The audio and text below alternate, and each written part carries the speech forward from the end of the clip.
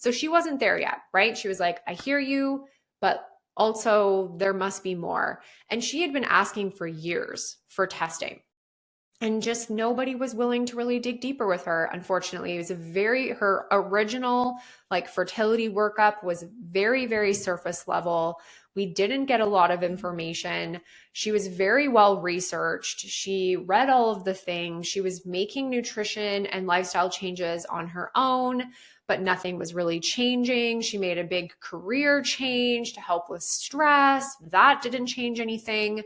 And that's where she came in to work with me. She got to that point where she's like, I've been spinning my tires out here, trying all the things I've seen on TikTok and Reddit and Instagram, and even things that she's heard me say in the podcast.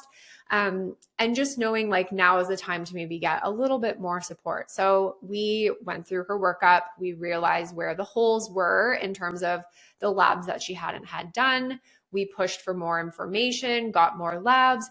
Turns out she actually had Hashimoto's hypothyroidism. So for 2 years, she's been thinking she had unexplained infertility, but the reality was not only did she have a thyroid disorder, but she actually had an autoimmune thyroid disorder. And when the immune system is involved, there's now this whole other, box of things that we need to consider. Because how I kind of look at immune system involvement is, okay, your immune system, when you have Hashimoto's, is attacking your thyroid and making antibodies.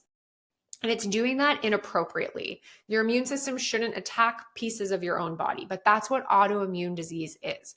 And if we think about it logically, if your immune system is attacking your thyroid, it's not likely just attacking your thyroid. And the reason I can make this assumption is because clinically we know that women and probably men, but I'm more in the female factor research when we look at autoimmunity and especially thyroid disease. But we know that women who have one autoimmune condition are at a significantly higher risk of actually having multiple autoimmune conditions. Why? Because the immune system, she's not discriminating.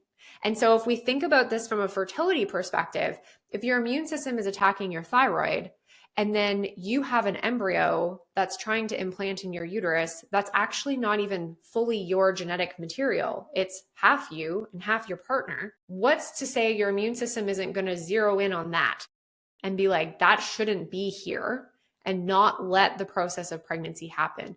This is why immune system disorders is such a huge realm of unexplained infertility, of repeated failed IVF transfers and implantation failure, and of recurrent miscarriage. And yet we're still not having enough conversation and enough workup on immune system dysfunction early on in the fertility space, especially in clients who've been trying for multiple years and nothing has worked. We need to be looking at the immune system. So we uncovered this big immune system and thyroid piece for her. Okay, sweet. Now we have answers. The crazy thing here is if she were to have jumped into IVF with these thyroid issues, with knowing her antibodies were high, IVF wouldn't have overridden that problem. She still would have been at a significantly higher risk for miscarriage than the average person doing IVF without autoimmune hypothyroidism. So we really wanted to make sure, maybe she was still going to need to do IVF. But first, we want to make sure that we are managing her system so that it can give her the best statistical chance of getting pregnant.